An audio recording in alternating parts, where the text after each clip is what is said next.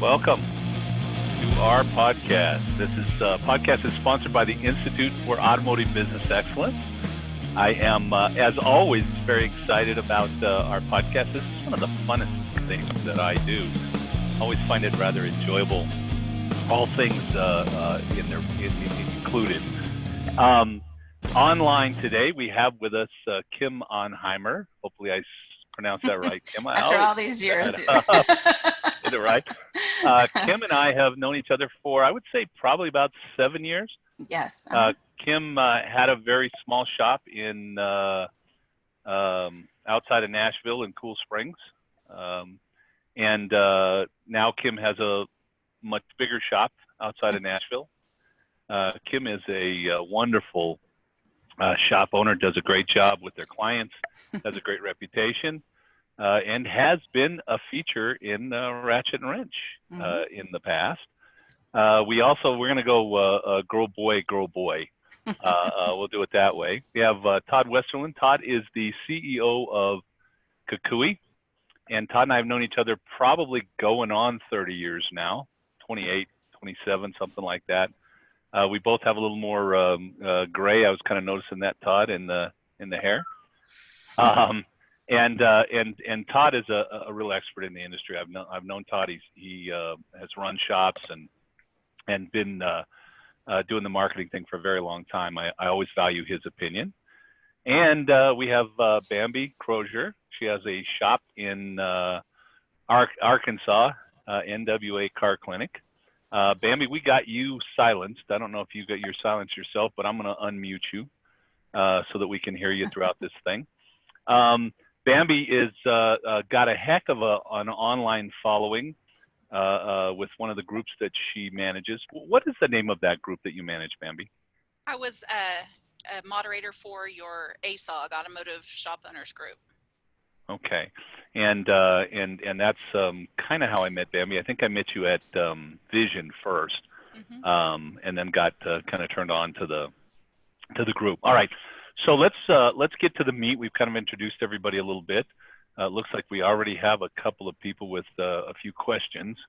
They're just telling us we're live, and it's your guy, so he's actually got us live on the Surf also.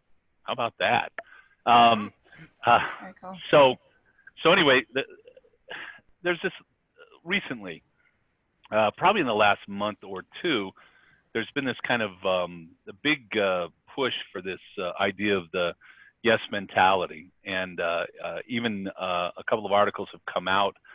The way that I understood the yes mentality until I read one of the articles was that you need to tell your customer yes almost no matter what.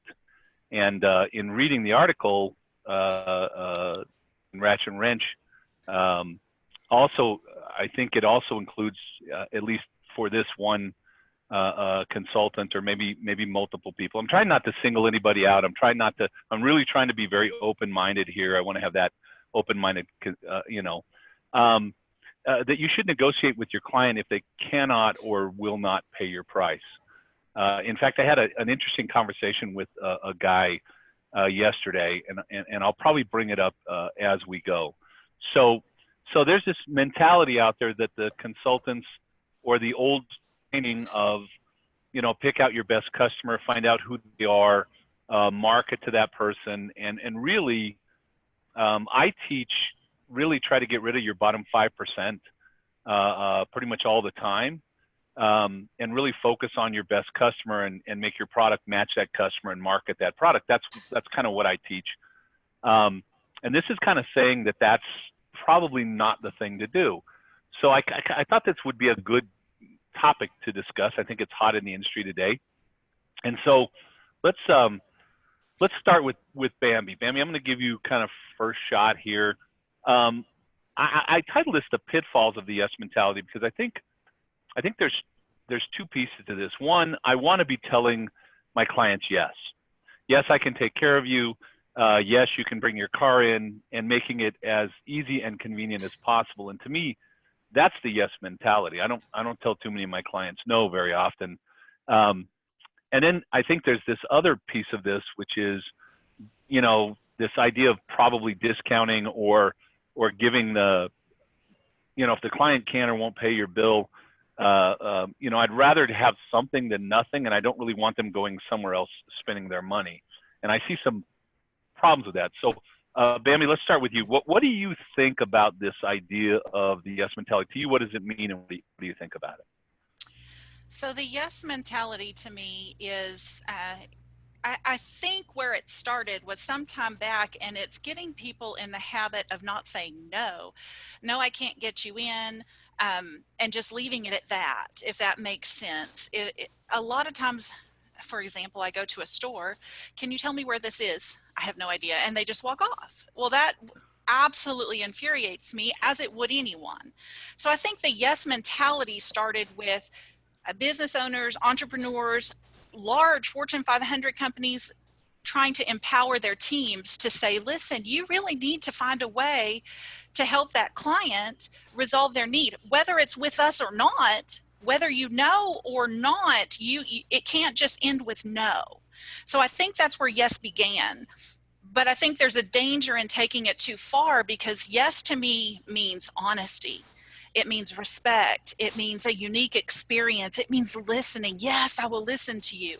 That doesn't mean I'm going to be the best person to resolve your problem. If I walked in to a dentist, and I asked him for something that he can't possibly do, heart surgery, and him to tell me yes, that's crazy. We tried this rule of saying yes to everything. And I felt so dirty about it. We did it for, a couple of weeks. And I'll tell you, honestly, I felt dirty because I felt like I was lying to my customers. Yes, I can help you because I just want to get you in the door, right? But my customer may need that resolution today, and I can't do it. Or that customer may be driving a big RV, and we posted a picture in the ASOG. We brought this big RV in because we were saying yes. That's not my field of expertise. So I'm doing a disservice to that client, while I'm doing a disservice to my tech, who's not going to earn money on something he doesn't know what he's doing. And I'm doing a disservice to my business because I'm trying to accomplish something that is not in my bag of tricks. But I'm a greedy guy, and if I can get that job, I want that job. I mean, for me, I've had a lot of experience in running the shop, being at the service counter. I mean, I've had customers good customers that, we had $6,000 worth of work on their car, and we couldn't get it in today. We couldn't get it done today, so we scheduled them a week out. And 3 days later, I get a phone call, hey, we got in an accident. The car's been totaled. And I'm like, oh, my gosh, if I had brought it in, yes, bring it in, I would have had that $6,000 worth of work. And I missed it. And I can always, again, I'm playing the devil's advocate, but I'm always shuffling work anyway at the counter. Today we've got 14 cars. We got 4 left from yesterday, and we got 10 today, and some of those cars are not going to get the cars done today. And I can decide who that is. I could bring something else in, even though maybe I promised someone, hey, we'll get this done today. It's all right. I'll let it go for tomorrow. They'll be okay. I'll give them a loaner car or whatever that is. Scott, you're shaking your head. Yeah, Scott. Here we go, Todd. I'm Todd. Nice to meet you. I know. How about that? Glad we've known each other for 34 years, but it's okay. I have Scott's information on my desk. I was just looking at one of my guys. Todd, you're shaking your head. Kind of yes. What are your thoughts here? I think that, and I've read a lot of these articles and read a lot of the different forums and looked at a lot of the different perspectives. And I think the biggest thing is that there's a really, really fine line between this a yes and just a no. And I think there's a lot of other things to add in there when we're looking at the methodologies as far as how we're working with the shop. Like, when you first open the shop, you could hypothetically say you might market differently than if you've been in business 20 years. Okay, maybe you are. I'll take anybody. We're trying to get busy. And then maybe at the 20-year mark, you go, I don't work on sobs. Okay, whoa, that sun came out good.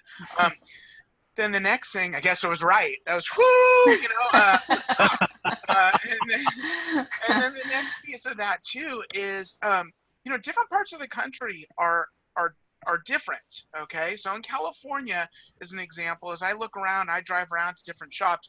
There's not as many places that say have more than 4 or 5 or maybe 6 racks. Okay, I go into Texas. I mean, if you don't have 14 stalls or 12, like, what are you doing? Come on, it's very, very different. And I think there's also different marketing that goes regionally. The turn, your status in business. So I think that there's some of these aspects almost defining, okay, if you were in this area and you were starting out at this time, would you do this? You might say yes. If I was at this place and this place, I might say no. So I think there was the one thing I liked about everybody on the meeting here is that we're all open and there's not that kind of elitist attitude of like, that's just it. That's it. There's only this way, no other way. It's like, I think we're all trying to help the industry. Mm-hmm. And I think that there's a lot to learn from everybody, I've been, very fortunate to have Bambi just reach out to me personally on some things, just send me a little, hey, you might want to think of things from this perspective. And if I was no, it's just, that's it. I know it all, you have to really be open to kind of take a look. Nobody ever sends me those things. Oh, sorry. Fear, Cecil. Nobody ever sends me those things. What's the deal, buddy? Well, thanks, Bambi. I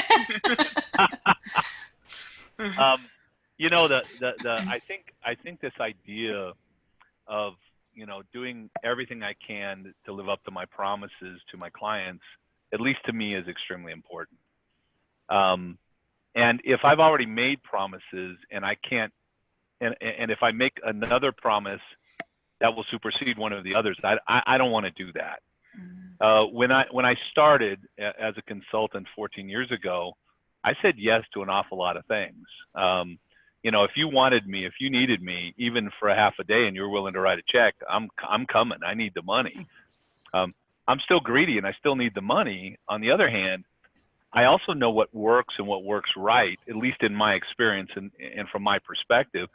And I'm going to do that and try to live up to that as best I can. And I think that really is probably 99, 98% yes to my clients.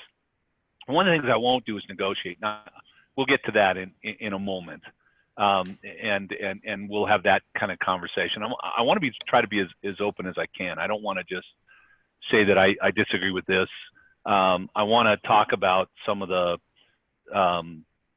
consequences of maybe saying yes all the time. There's some consequences of that may be great, and there might be some bad ones. Just like saying no has some positive and some negative consequences.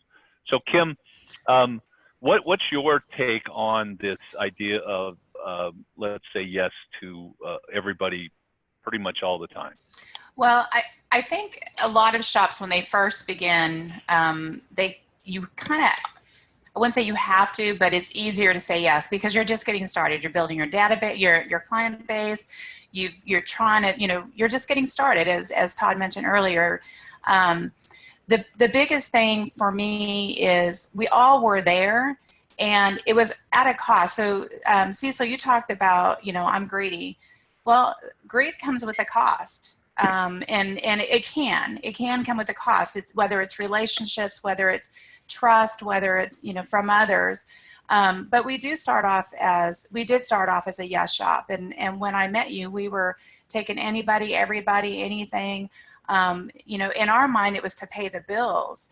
And because we were a yes shop, what I actually found is we were this hamster on a hamster wheel, and we were just working our tail off and running and running and running and running. And sometimes we would, get caught and we would flip around in the wheel, and we were still, we were hurting ourselves, we were hurting our employees, and we were hurting our customers. And we were working hard, we were doing great things, but Rob and I, as the owners, were losing. And we were losing because we were working more hours than we should. We were taking on things that we had no business taking on.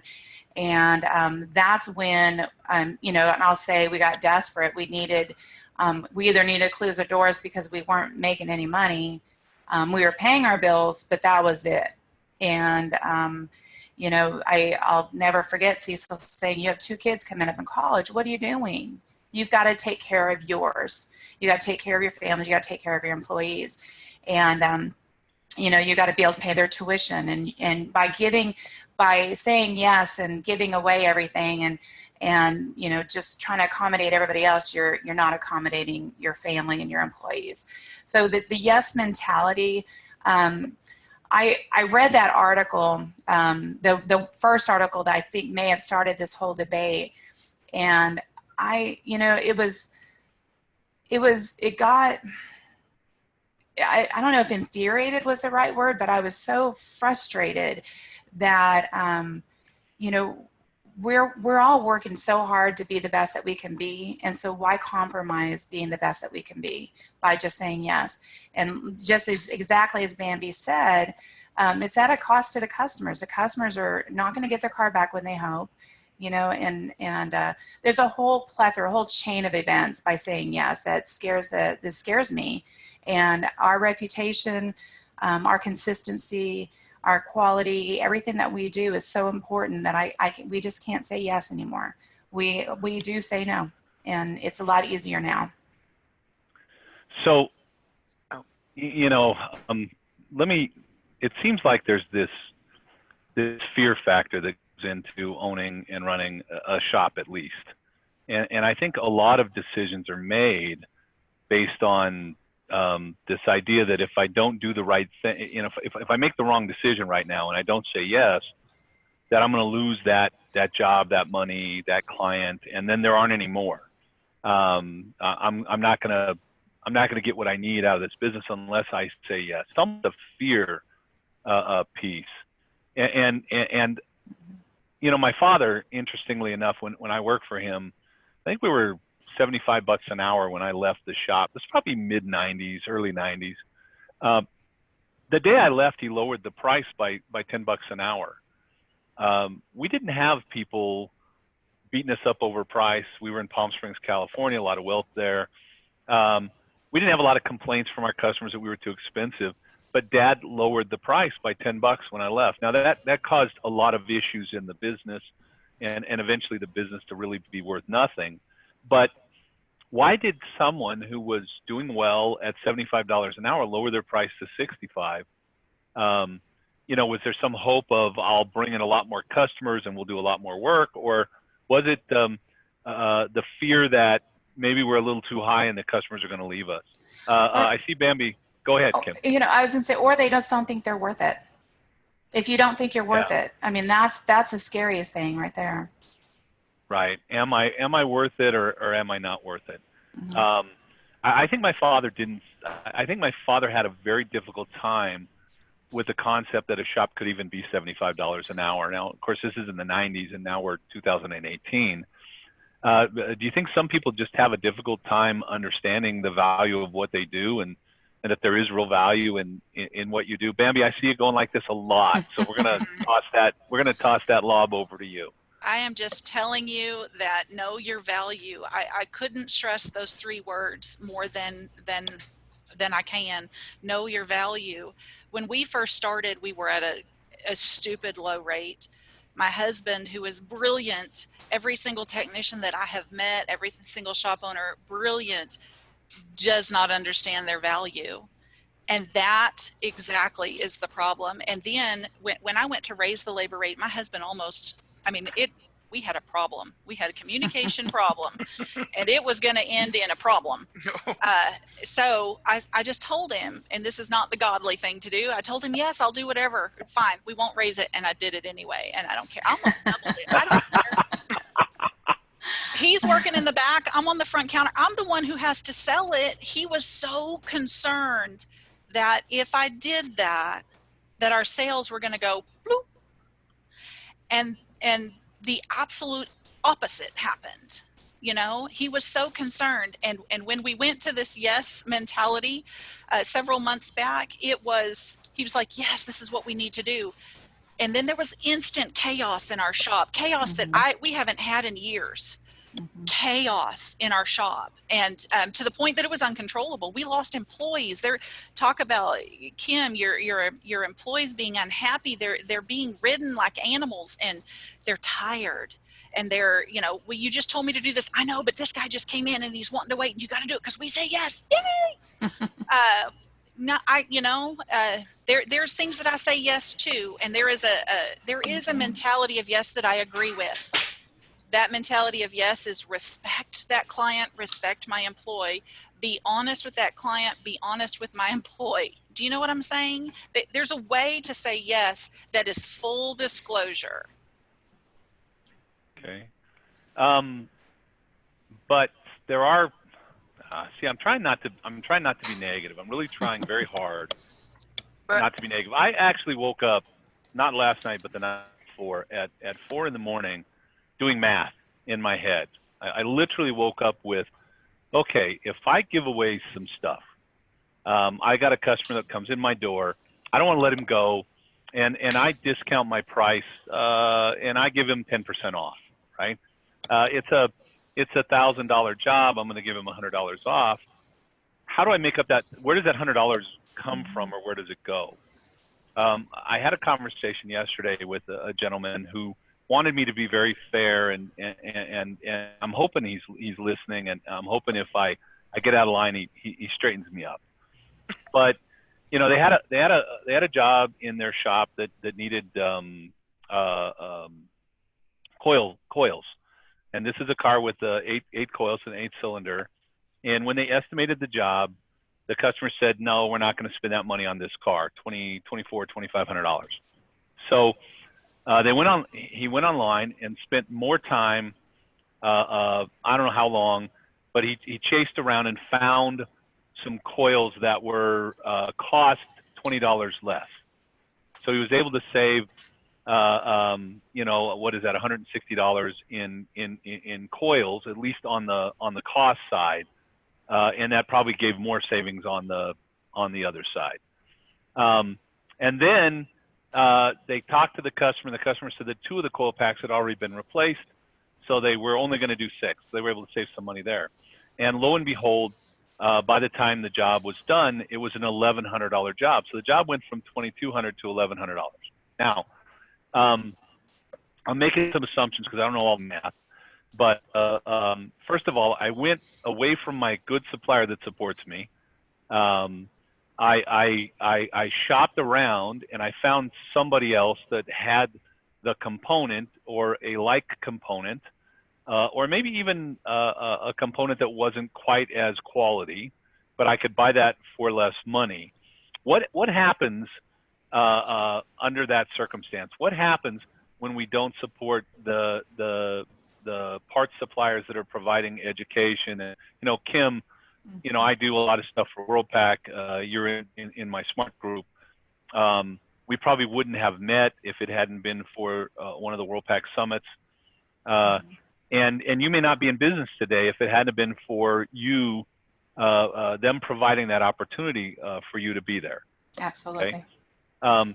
So what happens when we nickel and dime our suppliers, or we don't support them and don't buy from them because their product is a few dollars more than somebody else? What happens to their loyalty? What happens to their support for us and for the industry? Second, and I get, maybe there's a question here for you guys.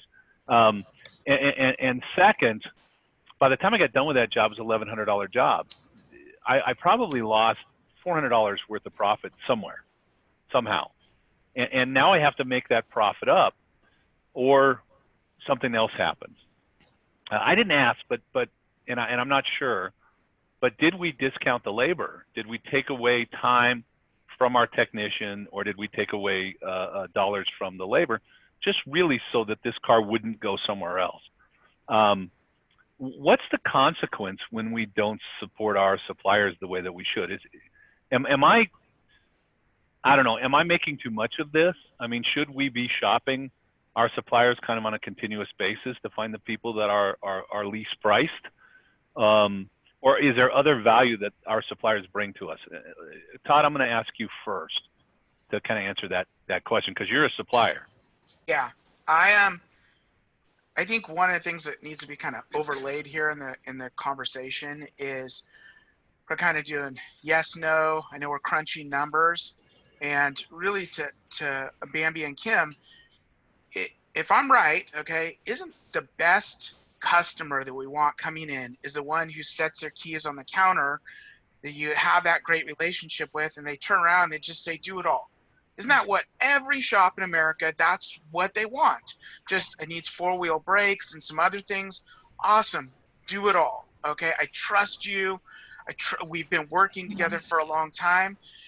And then the other piece of that is, as a shop owner, don't we want every single technician to be working on the highest profitability job that they're in? So for me, I was a Toyota technician for 15 years. I could slam out Toyota brakes and a Toyota timing belt all day long. That was where you wanted me. Don't give me a BMW or something that was not going to, my numbers would go down. But for me, that's what you want for me. So you'd want, and just my assumption, tell me if I'm wrong, but we want the yes person who do it all, and we want that all the technicians be working on the highest profitability. Now, I think on the other spectrum, if I'm right, I think this is where it kind of is getting kind of crazy out there, is that that word coupon shopper incites us to that one person we bend over backwards for. We help. They are hurting. They need our help. We help the mom and pops who are trying to keep themselves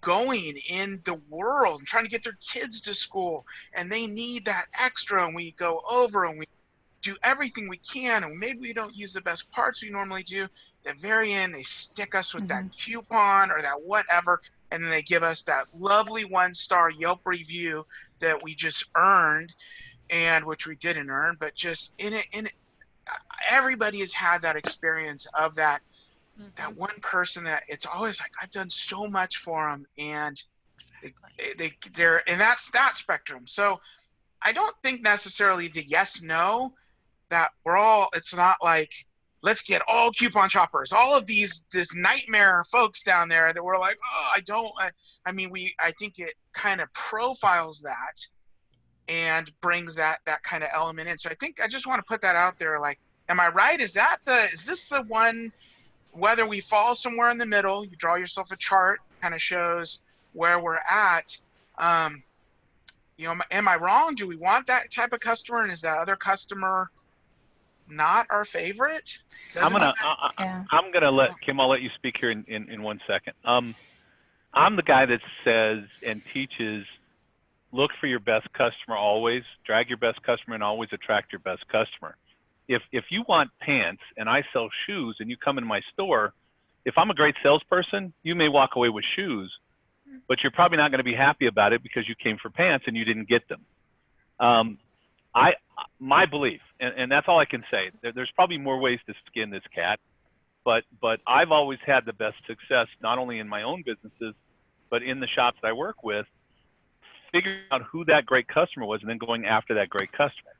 And I always attest that marketing is twofold. One, I need to define my product and my customer in such a way that I attract the right people into my business. I want to go fishing. I'm going to fish for trout. I'm going to fish in a specific way, in a specific place, with a specific bait. I don't really want to catch catfish. I don't like catfish. They don't taste as good. They're slimy. They scream when you gut them. Whatever, right? But send all the catfish over here. Pokemon. Yeah. But I think that applies in the sense of marketing has a second job to do for me. Not only does it define my product and my customer, but it actually, in effect, if I do it right, chases away the wrong person, so the wrong person doesn't end up in my store. So I've got a shoe store. My sign says the Cecil's Shoe Store, and it says shoes, and there's even a picture of shoes on it, because I really don't want people walking in going, hey, do you sell pants here? Because I don't sell pants. That's not what I do. I think also when you define your product, my product is top of the line training. When I was a shop, my product was to be the best shop in the world. Not the best shop in Mountain View, California, or the best shop in California, but the best shop in the world. And the best shop in the world does things in a very specific way. And if you do things differently than that, you're not the best shop in the world. That's my 2 cents on that. Now, Kim, you had a comment that you. Well, back when we were a yes shop, we thought it was out of desperation, discounting, giving away. We thought that's how we were going to stay in business, by just keeping, saying yes. And when it came right down to it, what we were doing is we were saying yes to everybody. And then there's always those situations, and I'm going to go back to the article about the single mom with the broken down minivan, or whatever the situation was. Because we quit saying yes to everybody, bringing in the right clientele, sticking to our margins, sticking, across the board, doing what we should be doing as being, and supplying the quality to be the best in the world, because I feel like we are. But, we've been able to be the best and to do the best and to stick to our margins. Then it gives us the opportunity to help. So we do say yes. We said, we say yes to, a lady that had a blown engine, and we were trying to figure out how to make it work. Couldn't work. It was a 6-cylinder instead of a 4-cylinder. It was going to cost us 20 hours. We had to say no to that. But we were, this was a goodwill situation that we were hoping to be able to do. And we do those on a regular occasion because we are not a yes shop. So, and I hope I said that clearly, but because we don't say yes to everything, we get to say yes to the ones that really, really mean something and can really help the single mom in the minivan with the 4 kids. And that, I think, to us, we were a charity shop before, and we're still a charity shop, but now we say no. And so it gives us better opportunity to say, yes when we need to. I hope that made sense. It makes complete sense to me. I'm 100% in agreement that we need to target our market. Business schools teach this across the nation. Target your market. You're not going after everything. Those that go after everything, they're going to fail, because that's just the way it is. You don't have the skill set, you don't have the knowledge, and in 5, 10, 15 years in this industry, I think more specialization, more saying no to the things that we can't do because we're not trained, we're not specialized in that, is going to be the ones that are surviving. That's my 2 cents. The other thing I will say is that saying yes to everything, even though things I cannot do, I should not be doing, is going to lead to saying no ultimately to all my warranty work, because I'm not going to be here. And I have a responsibility to my clients who have been with me since we've been opened in 2012 to make sure that I'm available to handle their warranty work. Mm-hmm. We had 5, 6 shops close in the October timeframe last year here in Northwest Arkansas. And we had several of them coming to us. One who is a great client now, who said, I just had all this work done. He can't even get a warranty, and he's got to pay it all over again. Mm-hmm. And that is a detriment to your client. So it's got to be a win-win-win. I always use this triangle theory, and you can get a triangle in just about anything. It's me and my vendor and my client.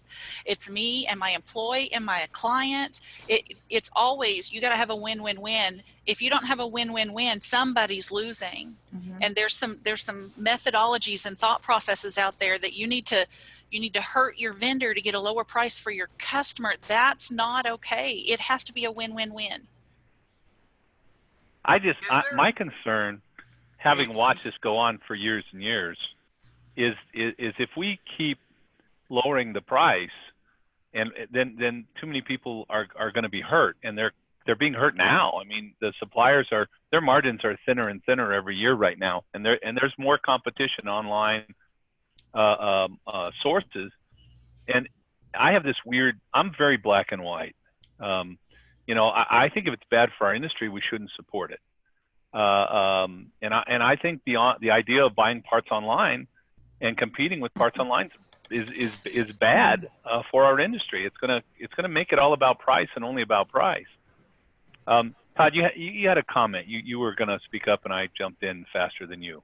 No, yeah, absolutely. That was perfect. I was just thinking, I actually, I was in Kim's shop, was about a month ago, and there was a customer of hers that was in there, and they were actually talking about which one of their loaner cars are named. Their loaner cars all have a name, and so they're like, oh, I love this one, and I love that one.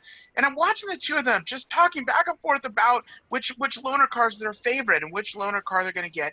And then this lady turns to me and she goes, now, I just wanted to let you know they're the best shop in the area. So if you're looking to bring your big, and she turned and tried to sell me on, and I'm like, oh, no, I'm already sold. But anyway, and so I thought, and I remember thinking, this right there, that's that best A+, like after that whole thing, she turned around. She didn't have to do that and worked to get me just re-emphasizing this is a great shop to bring my vehicle to. Now, my question, though, I was going to kind of ask backed up to that is coupons seem to be a scary negative. Like people don't like that word. Some people don't like that word. Some people don't care.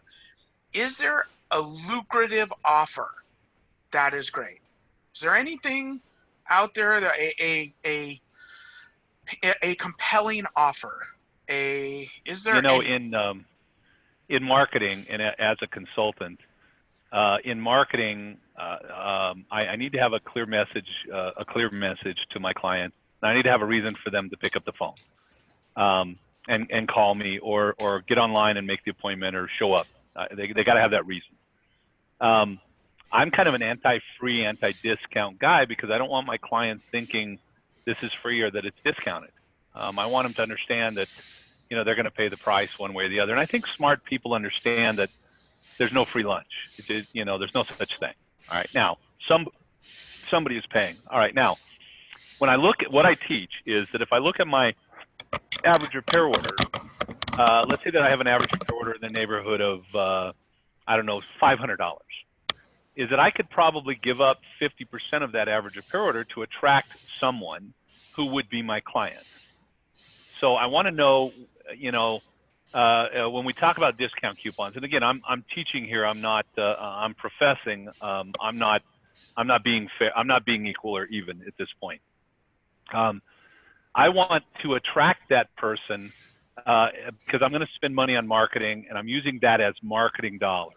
So if I can give up 10% of that first work order and spend $50 to have you show up at my door and be a customer, so that means you're a trout. You're not a catfish. You're going to show up and you're going to be a trout.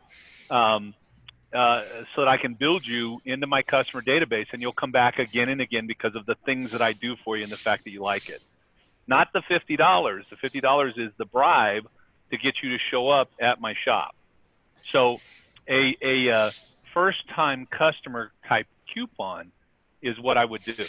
And I would do a $50 or $30 first-time visit. Now, here's the thing. If you do a cheap oil change or an inexpensive oil change, you only get the oil change of the people that need an oil change. I want everybody. So if I give you $30 or $50 towards your first service or repair, then I have the opportunity to do the water pump or the axle or anything else that might be going on your vehicle today, as opposed to it's just time for my oil change. So I think there's a couple of benefits of doing it that way. And I will tell you that we had this guy who was running all kinds of oil change coupons, and I convinced him to not do that and to run a $30 off coupon. And in 3 months, he said, I'm not going to do that anymore. And I said, why? I said, did we attract customers? He said, yeah. He said, but they weren't my customers. And the reason they weren't his customers is because he didn't want to do the inspection. They couldn't spend the time finding out what was wrong with the car. They didn't have loaner cars to take care of that person. He wanted the oil change guy that would come in, one thing's broken, let's fix it, let's get it out. That's what he was used to.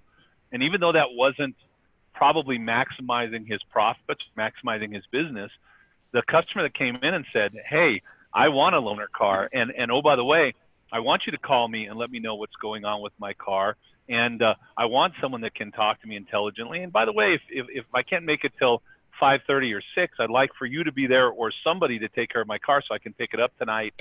He didn't want to deliver those things. And by attracting that person, he couldn't deliver those things. I think there's on both sides there can be issues by having a discount type shop where you know, and then you don't bring in the right person, right? You have to bring the right person in for the fit of your business. As a consultant, I think I know what's the best model that gets the highest profit. Now, it doesn't mean that the other models are necessarily wrong. I just try to teach the one that gets the best profit because that's what I'm trying to do for my clients. And that's what I think actually, in the long run, is easiest. What's the problem with the discount coupon buyer? I mean, what's really the biggest problem with the discount coupon buyer, right? Anybody? So for me, it's a value proposition. It's an irresistible offer. It's not a discount. People, my target market thinks in terms of value. They don't think in terms of discount.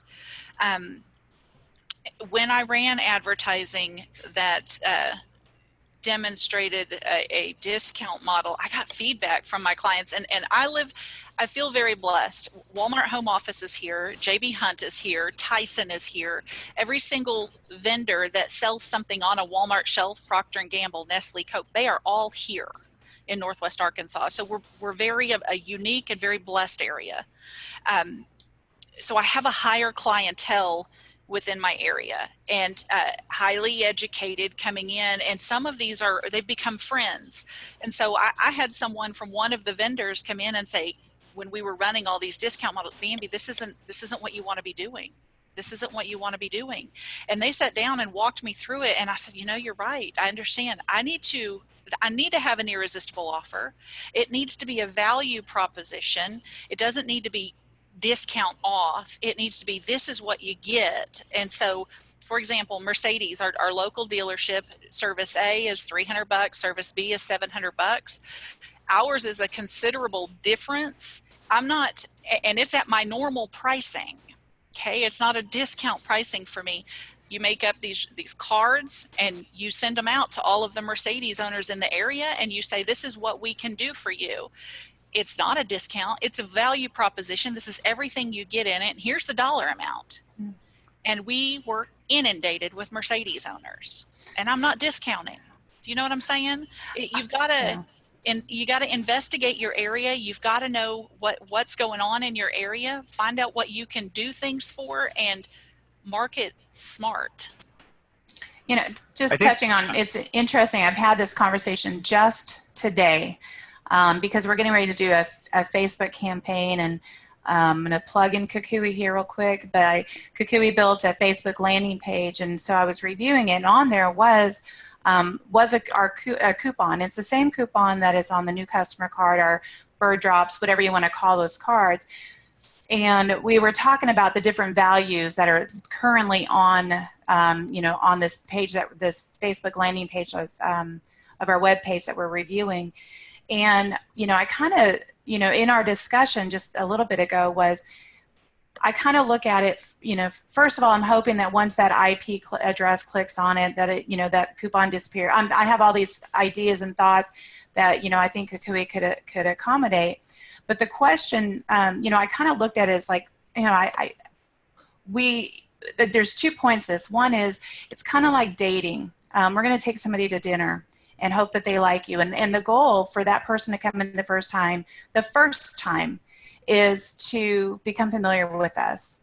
Learn that we have loaner vehicles named Esther and Rex, and, get to know our Lori and Jan at the front desk, and they, we'll step them out to, foot into the shop so they can see that it's a clean facility. And, it's basically taking them to dinner, dating them, and introducing them to us. So and what's the value of that? It depends, and that I don't know if there's enough time to discuss what couponing should be.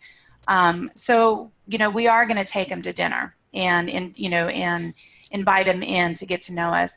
But at the same point, the way I explain it, in a lot of cases is, before I came to the automotive world, I was in commercial real estate property management. And I did a lot of tenant improvements, build outs, working with contractors and painters and, all these different vendors. And nothing would tick me off more when I, say I need a bid for, to paint this project. And I would get a bid, and it's just like, it's little, it's just kind of, they give me an estimate. I'm like, it's just a little too high. Oh, well, I can do it for less. Well, you know what, dang it. You should have gave me the best price that you won. And I love what you said, Bambi, the win-win-win, that you won and I win. So bye-bye.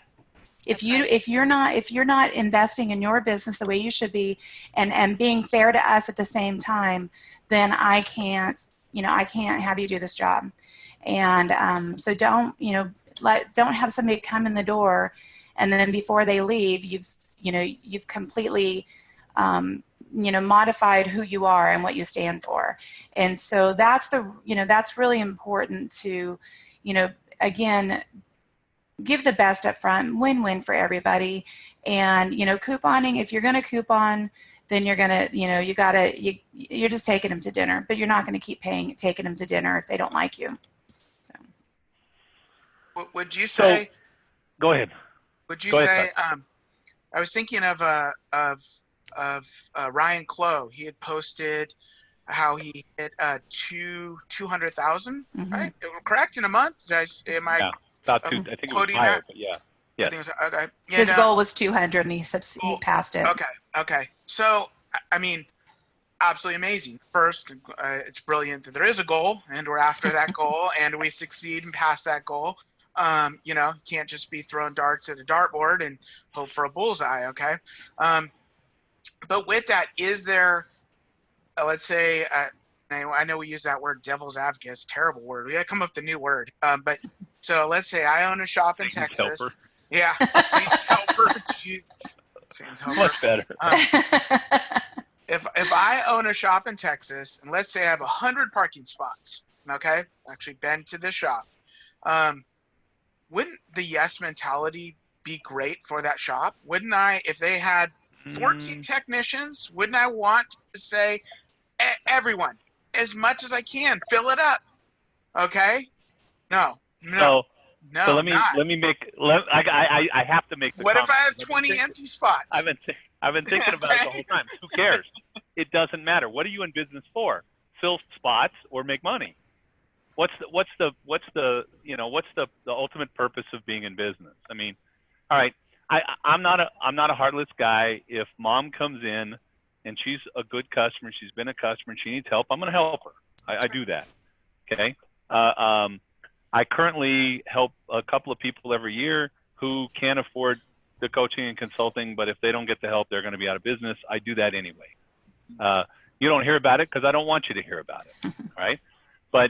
But I'm not a heartless guy. But here's the thing. I have to pay the bills here.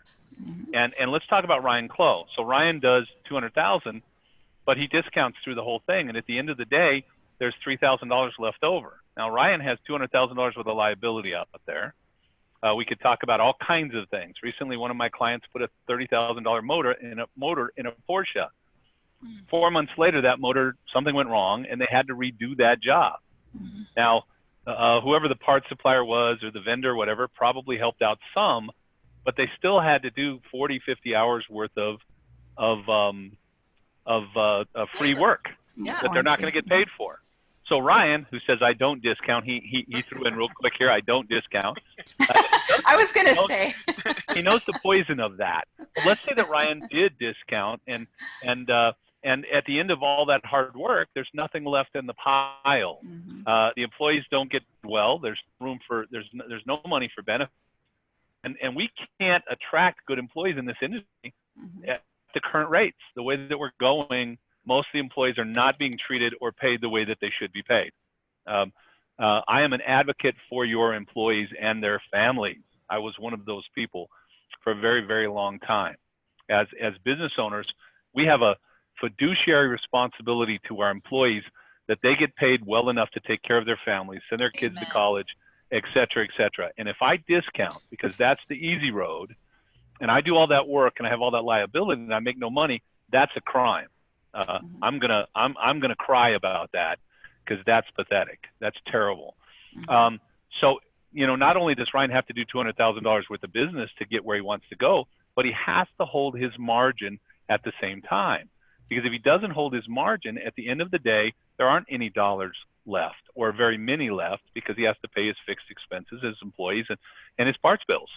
Mm-hmm. And every time you take a dollar out of your profit, it adds up. And if you do that, to fill spots, I need those spots to be filled. I've got 50 parking spots, and 10 of them aren't full. Who cares if the other 40 are doing what you need them to do? You're hitting your targets, you're hitting your numbers. And by the way, now you have easy parking, and you always have a spot for your customers to pull into. Isn't that wonderful? And you're staying out of that hamster wheel. You're just going and going and never getting ahead. When you think about statistically in our industry, we have several issues. Right now, we have a huge number of 60, 61, 62-year-old shop owners that need to get out of the business. They need to get out because their bodies don't work the way they used to. They need to get out because they're having other issues. They need to get out because they don't understand the business anymore. It's not profitable for them, but their business isn't worth anything. It's not worth anything because the number one thing that creates value for your business is net profit, money left over after you pay everything. That's the number one thing, and there's a bunch of other things that are involved in that, but that's it. So if I don't make money, there comes a point where I got to get out. Now, here's the number two thing that's going on in our industry. We're bringing kids in, but they're not staying because they're not treated well. They have to buy their own equipment. They can't seem to make it work. The owners, the guys that are teaching them, are these old crusty guys that don't understand the millennials mentality. There's all kinds of things that are going on, but the primary problem is we're not attracting the right people, because you can't come into the automotive industry and make $100,000 as a tech in your fourth year, or make $60,000 in your first year. I know shops that are paying their techs $15 an hour, $14 an hour. How do you find somebody that can actually fix a car for $15 an hour, $16 an hour? You can't do it. And another issue for the industry is that the typical shop is working their butts off. I know these guys. They work harder than anybody I know running their shops. They put in more hours. It's the physical job, et cetera, but they're not making the kind of money that they should make, and therefore they cannot take care of their business, their families, the families of the people that work for them. And in some cases, not even the customers. And I don't think here I'm lecturing. I don't mean to be lecturing. I really don't. I'm just so passionate about it, and it's such a struggle. And then you got, well, let's just get the job at any cost. Well, I'm sorry. I that thing, it flabbergasts me. I can't even think of that somebody would look at it and go, okay, so I'm not really going to make money on this, but I don't want him going somewhere else, so I'm going to go ahead and do this job. Or maybe I'm going to make less. But if you make less, if you make $500 less a week, that's $2,000 a month. That means you have to bring in additional cars and do additional work on more cars to make up for that $2,000 that you didn't make. Now, if you do $2,000 a week, that's $8,000 a month. And if you have a $400 average repair order, how many cars do I have to bring in that month to do that additional work? And how many test drives and how much paperwork and how many phone calls? And, so to me, I was going to come in here and not lecture, and I did. I apologize. You can't help it. I want to. We had Tony Cal. I don't think it was Tony Cal. I'm sorry. Trent came in and said he brought in 2 cars because they were a little desperate last week. Guess what happened to both the cars? One of them, the guy can't pay for his diagnostic, and the second one they towed out because the guy wouldn't fix it. And guess who's likely to get at least one bad Yelp or Google review from that experience? Patrick, your guy says, can you say no without saying no? And another Patrick, Howard, says, what are we doing to our employees and the customers when we say yes to everything?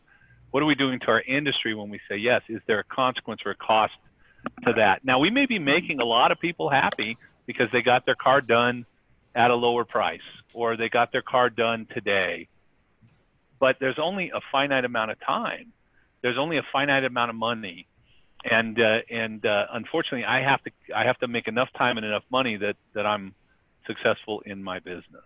Now, again, we got 6 minutes. Let's try to, is there something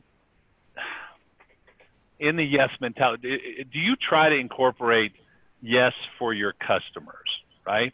And if you do, where's that fine line? Where is that I can't say yes line, or is there one? Does it vary depending on who the person is, or do I have a standard that says, you know, if I'm making less than 50% GP, I won't do the job, or, you know, where do you draw the line? So Bambi first. Okay, Sorry, sure. Kim. Sorry, Kim. I'll just say that our Yes Project made us realize that setting limits and qualifying was critical, because we weren't doing others, we were disservicing others and disservicing ourselves. And we do want to have an atmosphere, a culture of I'm here to help you. That requires complete honesty, complete transparency, respect. And the only way I can do that is sometimes it's yes, I can help you by referring you. Yes, I can help you by sending you down here. I will take the time to Google it and find. I called Speedy Lube around the corner. Will you do an oil change without doing a safety inspection? Yes, I will. I sent the guy down the road. Guess what? You know what happened from that? Speedy Lube sends me every single alignment. I declined one oil change, and I got Speedy Lube's alignments that he was sending somewhere else in town. Unbelievable. So there is great value in knowing your value and standing firm to it. And I think that includes taking care of others for what they need. It's I think when you take the yes mentality too far, it becomes about get them in at any cost. Get them in for me at any cost. And that's not who I am. That's not who I employ.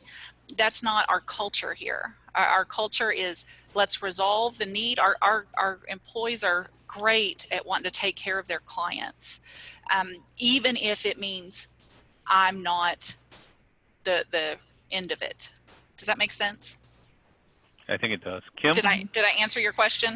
Yes, you did. Okay. Tammy, thank you. I know Kim had something to say. I think, and I'm going to go back to what I said earlier is by saying no gives us more opportunity to say yes.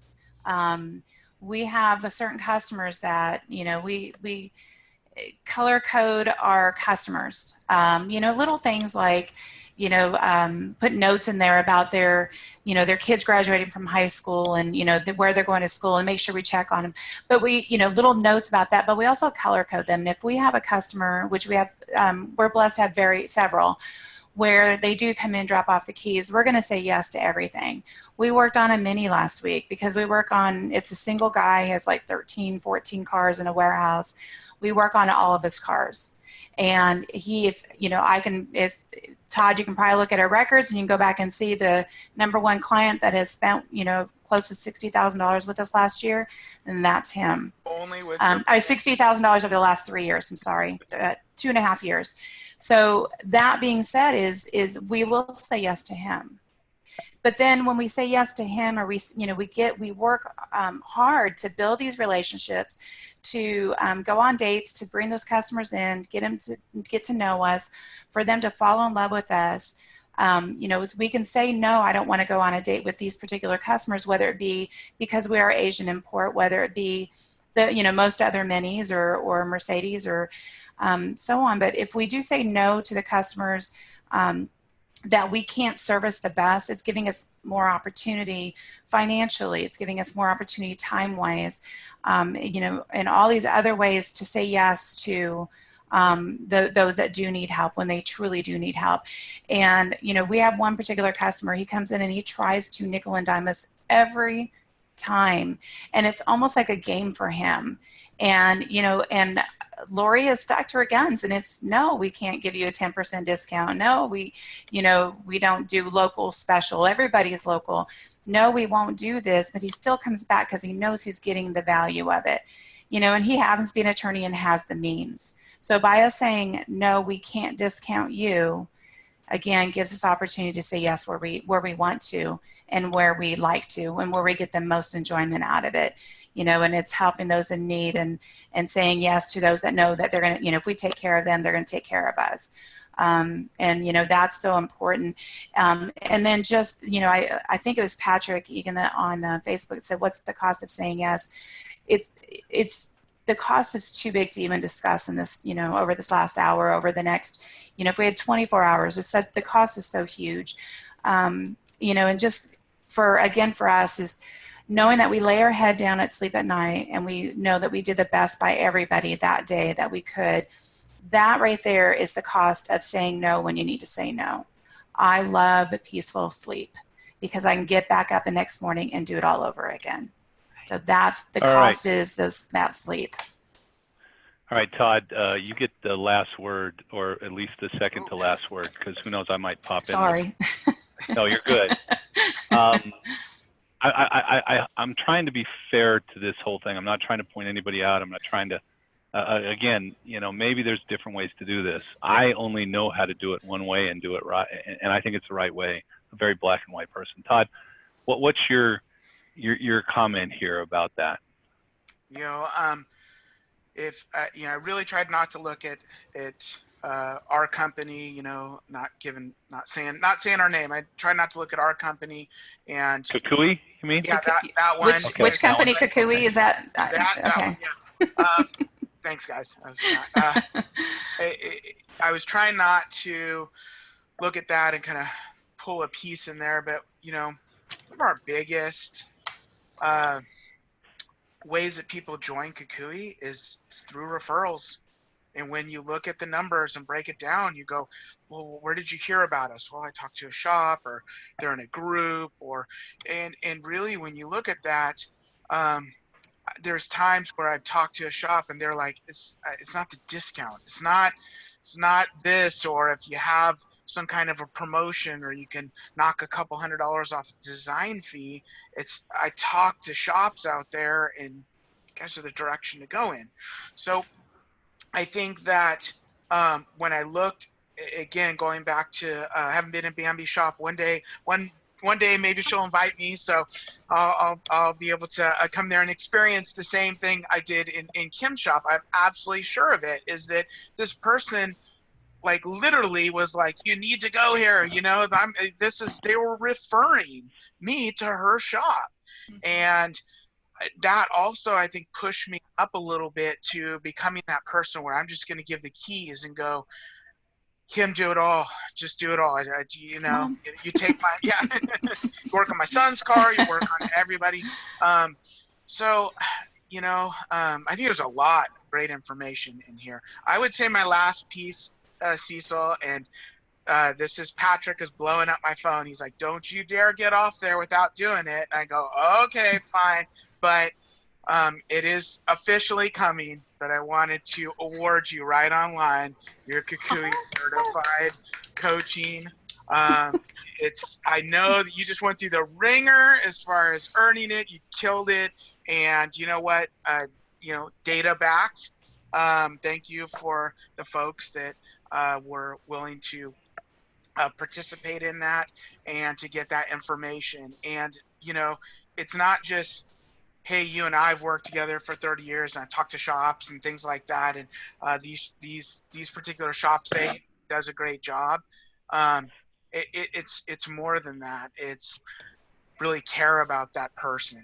And so lastly, I would like to say that all of you on here have been a huge inspiration to me, and I think that it should be a huge inspiration to the industry, that it's a small family. It really is. We're a small family.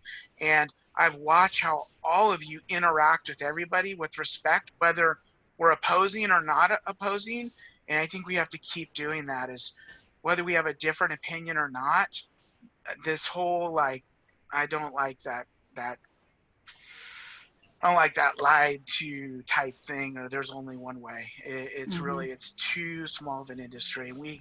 We have to help each other out. So I think I'd like to make just one last comment, and that is, our industry is struggling. We're going through a lot of changes, and I think we're going to see a lot more changes in the future. I can guarantee I'm not always right, but I guarantee that I'm always going to try to do the best thing, or what I believe to be the best thing. I'm going to fight for the idea that we should be looking for the best customer and attracting the best customer. I'm going to fight for the idea that we have to have margin, because margin produces gross profit dollars that I can pay my bills with. And if I don't have margin, I don't have GP dollars. Names who don't necessarily agree with me. There are lots of ideas out there. And I think you have to find a coach or consultant or whoever that you feel good about and you feel comfortable with. And telling a client no and sending them somewhere else. Yes, I can take care of you by sending you somewhere else. I think that's a very positive thing. Joe said, there's a line to say, yes, you never compromise your values or your mission statement. Mm-hmm. Yes, to me is treat people how you want to be treated, but be willing to help. So, take care of that client. If they're not your client, find a place for them to feel comfortable with. I always tell my guys, find a shop in town that you can work with that is a lower price shop that you're willing to refer somebody to that needs that. And by all means, please understand your business financially so you're not giving away money you don't have. With that, that's ifrabe.com, and we are here to answer your questions. And thank you guys so much for participating in this. I think this went really well. I always enjoy this, and we will hope to see you again in the future. Thanks for bringing this to light. Thanks, guys. You're welcome. Bye, guys. Bye.